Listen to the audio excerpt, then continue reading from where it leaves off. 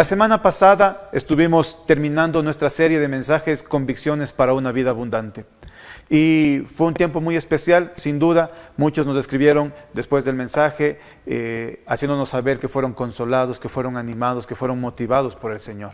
De hecho, estas 3 verdades son solamente una pequeña parte de muchas verdades que están descritas en la Biblia, que están registradas en las Escrituras y que el Señor las dejó ahí como un testimonio para que tú puedas seguir conociéndole y puedas seguir creciendo con Él. Pero también estas verdades, que son tan lindas, tan consoladoras para nuestra vida, también tienen implicaciones. Y yo quisiera animarles a que esta mañana podamos reflexionar y podamos meditar en las implicaciones que estas verdades tienen también en nuestra vida. Y para eso quiero invitarte a que puedas leer conmigo en 2 de Corintios, capítulo 5 y versículo 17, donde claramente la Biblia afirma que si alguno está en Cristo, nueva criatura es. Las cosas viejas pasaron, he aquí todas son hechas nuevas.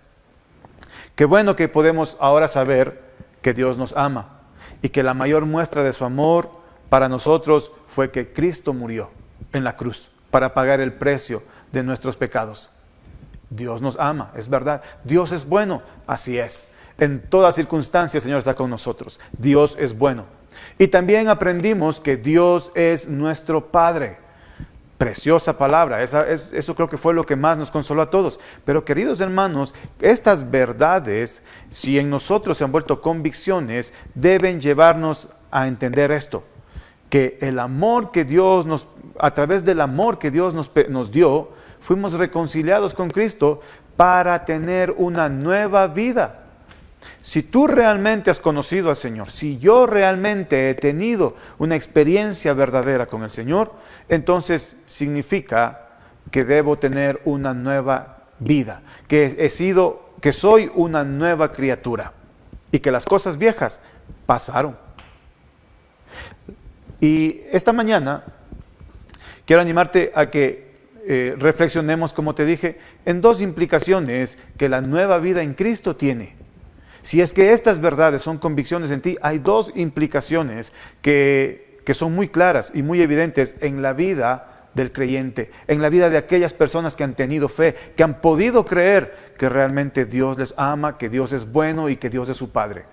Estas son las implicaciones. Y yo te animo a que después de esta transmisión puedas tomarte un tiempo ahí en tu casa, tal vez después de desayunar o antes de que desayunes, y leas los 5 capítulos de la primera carta de Juan. No son largos, pero vas a notar que él es muy enfático, que Juan fue muy claro en afirmar 2 cosas en esa carta. La primera es que Dios es luz y no hay tinieblas en él. Esa fue la primera cosa, que él lo afirma y lo enfatiza constantemente en su carta. Y la segunda cosa es que si nosotros estamos en luz, entonces amamos a nuestros hermanos. Estas 2 cosas quiero invitarte a meditar hoy, en esta mañana. Así que dispón tu corazón, dispón tu mente, abre los oídos de tu corazón para que puedas escuchar lo que el Señor te está diciendo en esta mañana. Y es más, quisiera animarte a que en este momento puedas cerrar tus ojos, ahí donde tú estás.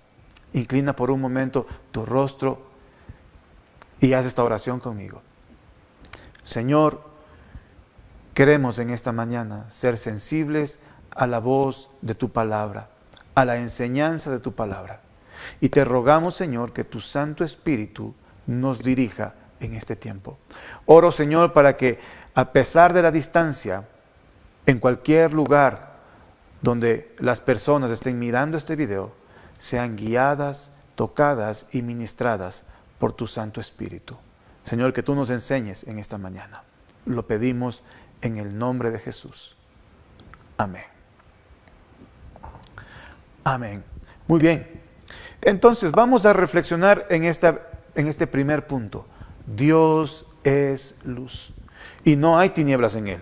Para eso, vamos a leer en Primera de Juan, la primera carta de Juan, El capítulo 1 y los versículos 5 y 6 dicen: este es el mensaje que hemos oído de Él y os anunciamos. Escucha, este es el mensaje que hemos oído. Los discípulos, cuando caminaron con Jesús, escucharon las verdades que Él les enseñó, las que ya hemos hablado en semanas anteriores. Dios nos ama, Dios es bueno, Dios es tu Padre. Sí, ahí están registrados en los evangelios. Precisamente Juan escribió uno de esos evangelios. Y Juan es el apóstol que más escribió sobre el amor de Dios. Y él está diciendo, este es el mensaje que os anunciamos, el que hemos oído de Él. Pero ese mismo mensaje que te habla de la amplitud del amor de Dios para tu vida, ese mismo mensaje tiene esta connotación también, que Dios es luz y no hay ningunas tinieblas en Él. El versículo 6 dice, como consecuencia de esto, que si Dios es luz y no hay ninguna tiniebla en Él, entonces dice, si decimos que tenemos comunión con Él y andamos en las tinieblas, mentimos y no practicamos la verdad. Espero que estés siguiéndome y que hayas dedicado tu tiempo para escuchar el mensaje sin distraerte en el resto de publicaciones de Facebook, porque esto que te estoy diciendo es muy importante. Lo que el apóstol Juan está escribiendo aquí en su carta a todos los lectores es que estas verdades que leemos en la Biblia acerca del amor de Dios para nosotros se pueden convertir en una mentira si es que no las practicamos. Por eso dice al final, y no practicamos la verdad. ¿Es verdad que Dios te ama? Por supuesto. ¿Es verdad que Dios es tu Padre? Por supuesto. Pero eso te lleva a vivir, a practicar una nueva vida. Por eso empezamos leyendo el versículo en Corintios, de que el que está en Cristo, nueva criatura es. Y las cosas viejas pasaron, las tinieblas quedaron atrás. Las obras de las tinieblas en nuestra práctica quedaron atrás. Ahora nuestro vivir, nuestra manera de hacer las cosas es conforme a la verdad. Estas verdades no solo están en nuestra mente. Si están solo en nuestra mente, no son convicciones. Y si no las practicamos, si no vivimos esas verdades, nos convertimos en mentirosos. Y de hecho, lo único que hemos desarrollado en lugar de una nueva vida es solo un idealismo. Hablamos y repetimos ciertas cosas que suenan muy bonitas, pero no las practicamos. Entonces solo vivimos un idealismo. No caminamos en luz. No vivimos en luz si es que lo hacemos así. Y realmente, que esta es la peor parte, no tenemos comunión con Dios. Eso es muy triste. Porque si Dios nos ha adoptado como padres, pero nosotros insistimos en vivir en las tinieblas, en practicar las obras de las tinieblas, en lugar de practicar la verdad, no tenemos una buena comunión con nuestro Padre. Seremos como aquel hijo que estando en casa no sabía todo lo que tenía, porque no estaba cerca de su Padre. Y las cosas que nos separan de Dios, que nos separan del amor paternal de Dios, que ponen una barrera entre Él y nosotros, a pesar de que Él sí nos ha adoptado como su Padre, es que insistimos en vivir practicando las obras de las tinieblas. Dios es luz y no hay tinieblas en Él. Y el que tiene comunión con el Señor, el que tiene comunión con Dios, está en luz, porque Él está en luz y no practica las obras de las tinieblas. Entonces te estoy hablando de una forma de vida. Cuando hemos hablado de las convicciones del amor de Dios para nosotros, te estoy hablando de una nueva vida. La vida abundante que Cristo tiene no se refiere solamente a que tengas buena salud, a que tengas buen dinero, un buen trabajo y que te vaya bien en la vida. La vida abundante también es esta cantidad de buenas costumbres que hoy estás adquiriendo porque has sido transformado a la nueva imagen de Dios. Es una nueva vida, una nueva manera de vivir la que produce en nosotros el amor de Dios a través de Cristo. Lo repito, El amor que Dios nos mostró a través de Cristo para habernos hecho sus hijos se manifiesta en que tenemos una nueva manera de vivir. Las verdades y principios bíblicos desarrollan nuevas conductas en los que las creen. No se trata solo de saberlas, sino de practicarlas. Eso significa estar en luz. Las cosas viejas, queridos hermanos, deben pasar. Nuestra manera de comportarnos como éramos antes debe pasar y debemos empezar a vivir como hijos de Dios. Ahora, en Primera de Juan, capítulo 2, los versículos 3 y 4. Como te digo, Juan va afirmando esto. Yo no he puesto todos los versículos aquí porque nos quedaríamos toda la mañana tratando este tema. Pero yo te animo a que tú leas en casa y te convenzas aún más y dejes que la palabra renueve tu entendimiento. Primera de Juan capítulo 2 versículos 3 y 4 dicen: y en esto sabemos que nosotros le conocemos, si guardamos sus mandamientos. El que dice, yo le conozco, y no guarda sus mandamientos, el tal es mentiroso, y la verdad no está en él. La palabra clave aquí es conocerle, porque saber de Dios, todos saben de Dios. Toda la gente sabe de Dios. Aún los ateos, para negarle, hablan de Dios. Aún los que se empeñan en negar la existencia de Dios, aún ellos tienen que entender que hay por lo menos la persona de la que los demás están hablando. Así que todos saben de Dios, aunque lo nieguen o lo afirmen. Pero no es lo mismo saber de Dios que conocer a Dios. Tú sabes ahora que Dios es tu Padre, pero la pregunta es, ¿le conoces? Claro, muchos responden y dicen, sí, yo le conozco.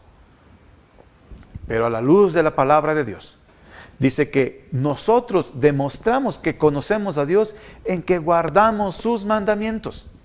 El que no guarda los mandamientos de Dios y dice, yo le conozco, es un mentiroso.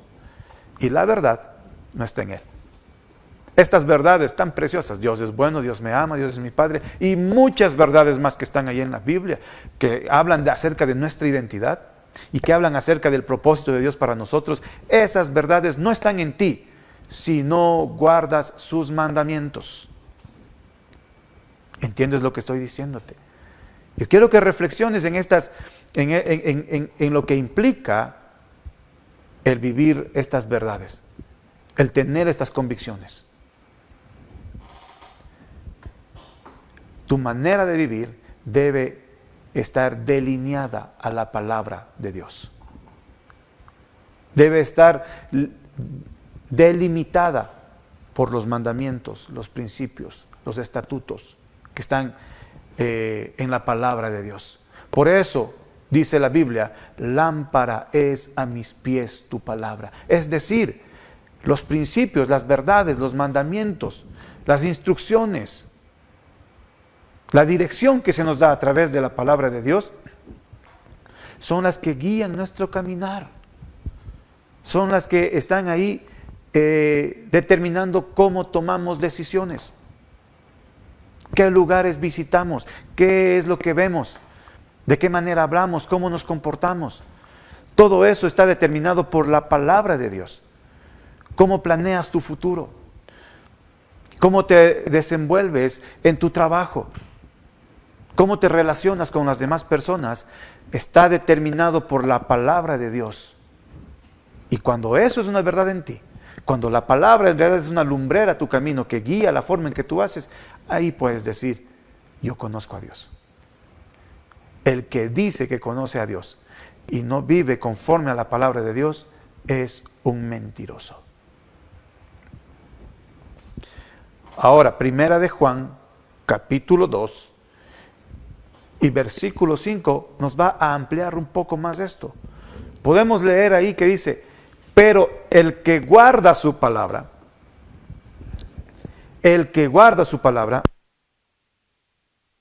en este verdaderamente el amor de Dios se ha perfeccionado. Por esto sabemos que estamos en Él. ¿Recuerdas el versículo que empezamos leyendo? Si alguno está en Cristo, nueva criatura es. Y ahora aquí dice, nosotros sabemos que estamos en Él, porque al guardar su palabra, el amor de Dios se ha perfeccionado. La semana pasada yo te estaba animando y te estuve diciendo que Dios es tu Padre y que Él cuida de ti y que tiene amor, que con amor eterno te ha cuidado, te ha amado, con cuerdas de amor te ha traído. El amor de Dios es perfecto. No hay amor más sublime en este mundo, ni el amor más dulce, ni el amor más intenso que podamos sentir como hombres y mujeres se compara en lo más mínimo al perfecto amor de Dios. Y a través de Cristo, Dios nos extendió su amor. Pero escucha esto, la primera percepción que tenemos del amor de Dios no está totalmente manifestada en su perfección, sino que son indicios que nos van permitiendo crecer poco a poco en el conocimiento del amor de Dios. Pero ese probar el amor de Dios se va perfeccionando, es decir, va mejorando. Lo que ahora recibiste del Señor, lo que ahora has probado de Dios, que Él es tu Padre, que Él te perdonó en Cristo, es una muestra del amor de Dios, pero que debe irse perfeccionando en tu vida. Y la manera en que cada vez vas a sentir el amor perfecto de Dios en ti es a través de guardar sus mandamientos. Cuando realmente le crees y estás dispuesto a oír sus mandamientos, a hacer lo que su palabra dice, a tomar la dirección de Dios en tu vida, vas realmente a poder comprobar que el amor de Dios es perfecto. Y cada vez ese amor se va a ir perfeccionando en tu vida. Se va a ir desarrollando, va a ir creciendo. Ya el amor de Dios es perfecto, pero no lo estamos totalmente disfrutando, no lo estamos percibiendo en la totalidad de su perfección, porque eso es algo que se va desarrollando, que se va perfeccionando.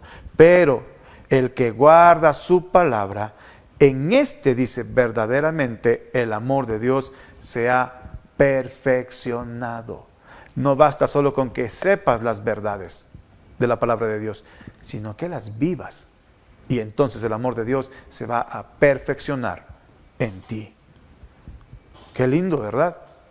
Qué precioso. Cuando guardamos sus dichos y cuando guardamos sus mandamientos para dejar de pecar, para dejar de vivir una vida de maldad,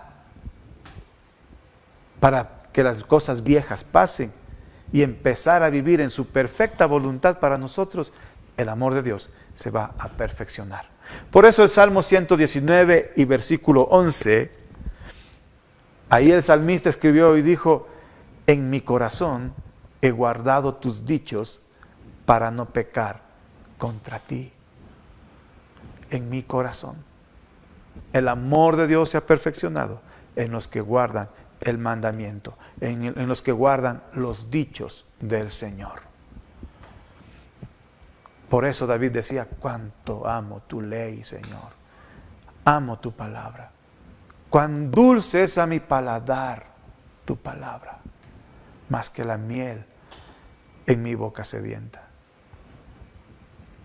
Los que aman la palabra de Dios, aquellos que no solo creyeron que Cristo les ha redimido y les ha perdonado, y que en Cristo alcanzaron perdón y misericordia de parte de Dios, sino que aún dan el paso de obedecer su palabra. Entonces, en estos verdaderamente el amor de Dios se ha perfeccionado.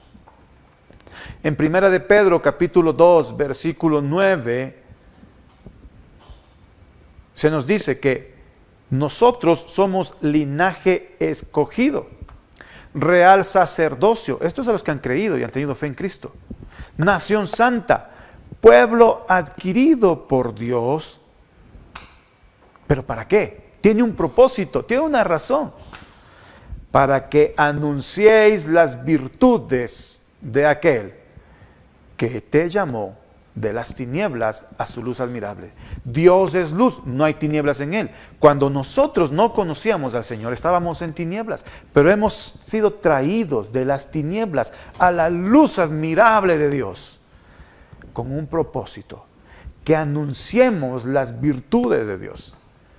O sea, ese amor que estás recibiendo de Dios, ese amor que te ha sido manifestado a través de Cristo, por el cual fuiste adoptado, ahora es tiempo de que tú lo anuncies, porque esa es una virtud de Dios. La bondad de Dios. Si ya creíste que Dios es bueno, entonces ahora tú debes anunciar esa virtud. La bondad de Dios debe ser una virtud también en tu vida. Si Dios te perdonó tus pecados, necesitas extenderte en perdón a otros. Eso es anunciar las virtudes. Y los que han salido de tinieblas y pasaron a la luz admirable de Dios, anuncian las virtudes. Se hacen carne en ellos, se hacen vida. Las cosas viejas pasan, la nueva vida empieza a manifestarse. Y esas virtudes, el amor, la bondad, la compasión, el perdón, la misericordia, la piedad, son parte de aquellos que realmente conocen al Señor y están en Cristo. ¿Cómo puedes llegar a tener esas virtudes en ti? A través de obedecer los mandamientos de Dios. A través de ser guiado por su palabra. Medítalo. ¿Estás en tinieblas o estás en luz?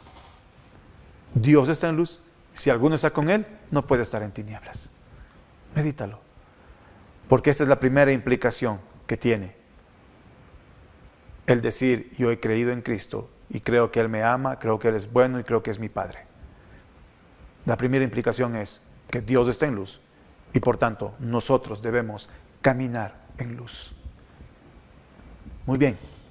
La segunda cosa que el apóstol Juan afirma de una manera muy consistente en su carta, es que los que estamos en luz, los que estamos caminando en luz, entonces también amamos a nuestros hermanos. Y si tomas mi recomendación y en este día te pones a leer esos 5 capítulos, que no te va a tomar mucho tiempo, vas a ver que constantemente el apóstol hace énfasis en decir, ama a tu hermano. Yo solamente voy a tomar, como dije hace un momento, algunos versículos de esta carta, pero tú lee todos. Primera de Juan, capítulo 2, versículo 8. Dice, sin embargo, os escribo un mandamiento nuevo, que es verdadero en él y en vosotros. Porque las tinieblas van pasando y la luz verdadera ya alumbra. Leo este versículo, te hago leer este verso, porque quiero que entiendas que lo que dije hace un momento está muy ligado con lo que voy a decir ahora. Dios es luz y no hay tinieblas en él. Los que están con Dios están en luz.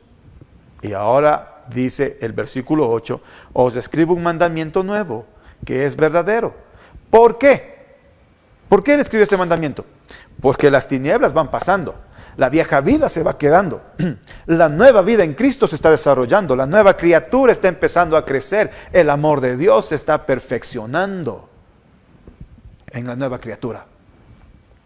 Y la verdadera luz ya alumbra. Aleluya. Aleluya. La luz del Señor ya está brillando, resplandeciendo sobre nosotros. Entonces, continúa el versículo 9. ¿Cuál es ese mandamiento nuevo? Es el que está en el versículo 9. El que dice que está en luz y aborrece a su hermano, está todavía en tinieblas. Entonces, hay que obedecer la palabra de Dios, hay que ser guiado por sus mandamientos, sus principios. Pero un detalle importantísimo aquí es que esta nueva forma de vivir siempre se manifiesta en amor hacia los hermanos. Pero si alguno aunque asista a la iglesia, aunque tengas discos de música cristiana y escuches música cristiana y leas literatura cristiana. Mi querido amigo, si aborreces a tu hermano, en realidad te mantienes en tinieblas. No eres una nueva criatura. Y esto es algo duro, posiblemente para muchos. Quizá algunos digan, palabra dura es esta, no la quiero escuchar. Pero yo te desafío hoy a que puedas examinarte a ti mismo, a que te dejes confrontar con la luz de Cristo y puedas meditar en esto. ¿Eres tú acaso alguien que aborrece a sus hermanos? ¿Qué significa aborrecer? Para que tengas más claro el panorama. Aborrecer significa que si alguien me ofende, yo no le perdono. Esto es manifestar el aborrecer a los demás. Si yo aborrezco a alguien, no estoy dispuesto a perdonarle. He desarrollado un sentido de odio, de rechazo en mi vida, y por eso no le perdono a mi hermano cuando me ofende. Eso es aborrecer. Y si tú eres una persona así, no importa cuánto estés caminando en la iglesia, ni cuánto estés viendo estos videos, ni cuántos versículos bíblicos publiques en tu estado de WhatsApp.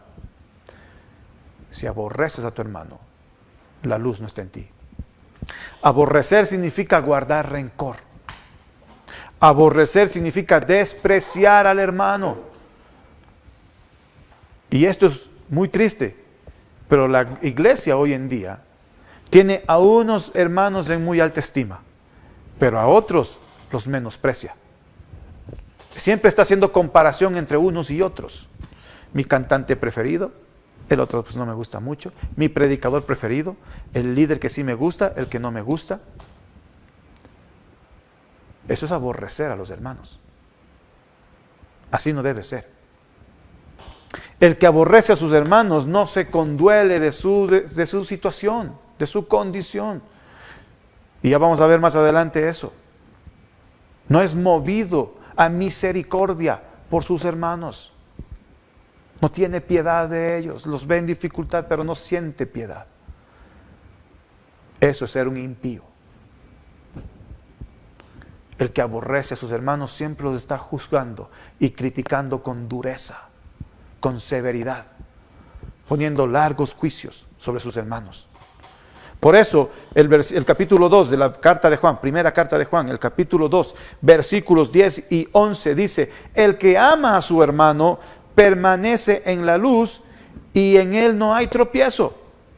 Pero el que aborrece a su hermano está en tinieblas y anda en tinieblas y no sabe a dónde va, porque las tinieblas le han cegado los ojos.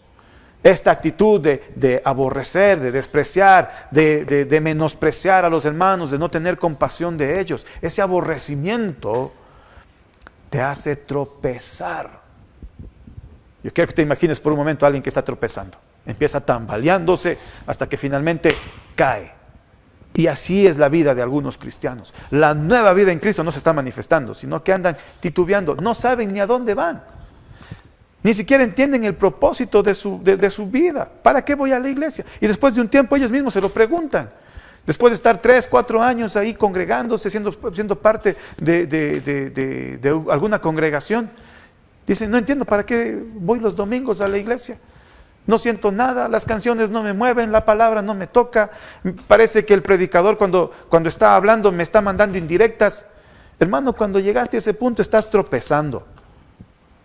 Y es porque el amor de Dios no se está perfeccionando en ti, porque aborreces a tus hermanos. Así que haz un alto en tu vida a este momento y medita en esto. Porque si no, como te digo, solo estamos viendo un idealismo, pura religiosidad y fanatismo. Dios me ama, Dios es bueno, son verdades, pero que si no han hecho en ti una convicción, si no han generado en ti una nueva vida que te lleva a amar a Dios y a amar a tus hermanos, entonces es pura religiosidad, vana. Y después de un tiempo, pues no sientes nada. Te conviertes en una persona de doble ánimo. Y dice la palabra de Dios que el que es de doble ánimo es inconstante en todos sus caminos. Por eso, un tiempo está en una congregación y otro tiempo está en otra. Y un tiempo está contento y después está desanimado. Y un momento se anima y se mete en un proyecto y después ya no continúa. Y es así en todas las cosas. Le promete amor fiel hasta la muerte a una mujer y después de unos años pues ya le está pidiendo el divorcio. Hace un pacto con un compañero, con un amigo para hacer una sociedad y después de un tiempo ya no lo quiere. Así es la vida de las tinieblas, de los que están en tinieblas. Pero tú que estás en luz tienes que ser distinto.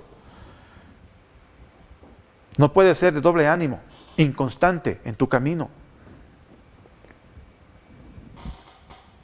No sabe a dónde va, dice el versículo. No tiene idea a dónde va. Quiere ser muchas cosas.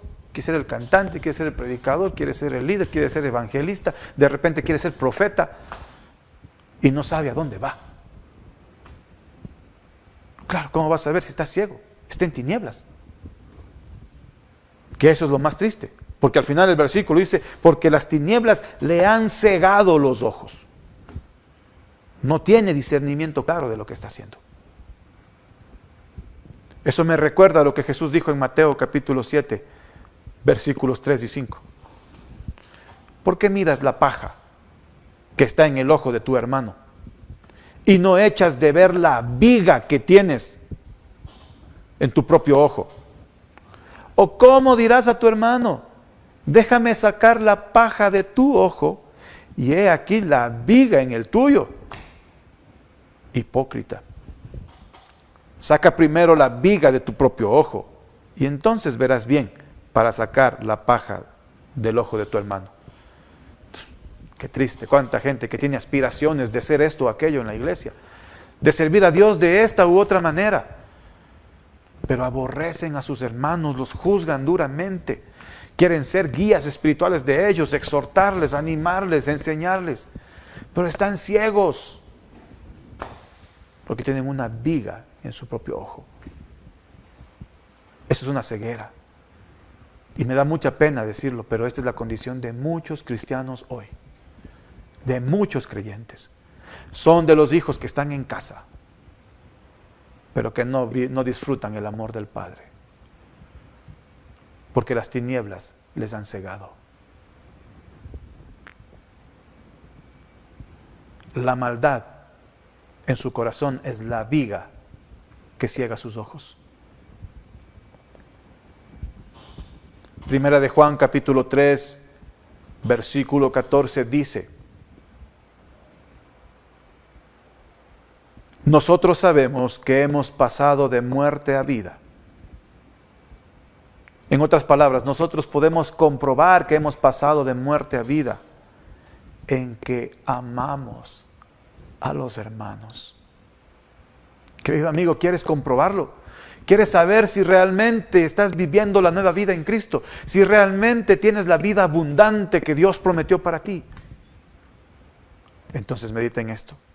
¿Amas a tus hermanos? El que no ama a su hermano permanece en muerte.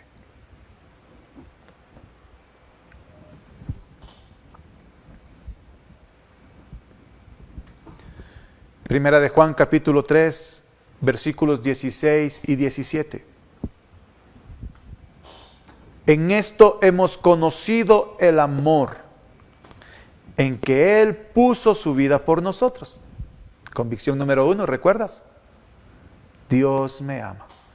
Y leímos como decía la palabra, Dios muestra su amor por nosotros, en que siendo aún pecadores, Cristo murió por nosotros.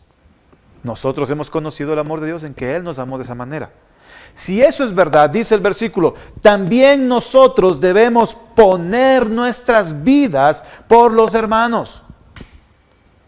El que tiene bienes en este mundo y ve a su hermano tener necesidad y cierra contra él su corazón, ¿cómo mora el amor de Dios en él? Son tiempos de mucha dificultad los que estamos viviendo, tú lo sabes bien. Hay mucha necesidad. Hay mucha necesidad, te lo puedo asegurar. Hay gente que está doblando sus rodillas delante del Señor, pidiendo poder comer ese día. Y algunas de esos hermanos son conocidos tuyos, son muy cercanos a ti. Estuviste sentado al lado de ellos en algunas ocasiones en nuestro local de reuniones. Compartiste con él en el paseo. Conversaste con él en el grupo de hogar. Alguna vez estuviste saludándole y dándole un abrazo, diciéndole Dios te bendiga. Pero ahora ese hermano, por la situación que estamos viviendo en el mundo entero, hoy tiene necesidad. Se ha quedado sin trabajo, no le han pagado su sueldo, su negocio no está funcionando, está cerrado. Y tú lo sabes, te has dado cuenta, pero has cerrado contra él tu corazón. En esto conocemos el amor de Dios, en que amamos a nuestros hermanos. ¿Y quién puede decir que ama a Dios si al hermano que ve no le muestra su amor? ¿Cómo puede decir que ama a Dios que no le ve? Eso también lo vas a leer en la carta de Juan. Si cierras contra él tu corazón. Ahora algunos dirán, no, es que yo no tengo muchos bienes en este mundo. Pretextos. Porque claramente el ejemplo que se nos pone en el versículo, y si por favor podemos ponerlo otra vez en pantalla, Primera de Juan 3, 16 al 17, claramente está poniendo como ejemplo el amor que Dios nos mostró, que Él puso su vida por nosotros. Dios muestra su amor por nosotros en que siendo aún pecadores, Cristo murió por nosotros. Tú muestras tu amor por Dios en que aún tu hermano, habiéndote ofendido o lo que sea, tú pones tu vida por él. La ayuda no se trata de dar lo que me sobra o si tengo en demasía. Amar al hermano es extenderse aún cuando me cuesta. Eso significa en que ponemos nuestra vida por el hermano. Tengo un pan, pero voy a servirme la mitad para que la otra mitad la tenga mi hermano que no tiene nada que comer hoy. En esto se muestra el amor de Dios. No en que des lo que no te cuesta, sino que compartas lo que te cuesta. David decía, daré yo a Dios sacrificio que no me cueste. Piénsalo. Hay muchos hermanos en esta pandemia que están sufriendo necesidad. Algunos se han contagiado con el virus. Han tenido que gastar en medicinas. Con lo pocos ingresos que tienen. Si no empiezas a cuidar de ellos, entonces, ¿cómo está el amor de Dios en ti? Peor aún, y me da vergüenza decir esto, pero he visto a personas que han descuidado a sus padres, siendo estos mayores, los han abandonado. ¿Cómo puedes decir que tienes el amor de Dios? ¿Cómo puedes quedarte tan contento diciendo Dios me ama y Dios es mi Padre, si no cuidas de tus propios viejos? Tal vez no son tus padres, tal vez es un tío. Extiéndete en amor. Hermano, reacciona. Vivamos en la luz de Dios. Así que con esto quiero terminar este mensaje hoy. Primera de Juan, capítulo 3, versículo 18. Hijitos míos. El apóstol es enfático en hablarte con amor y decir, hijito.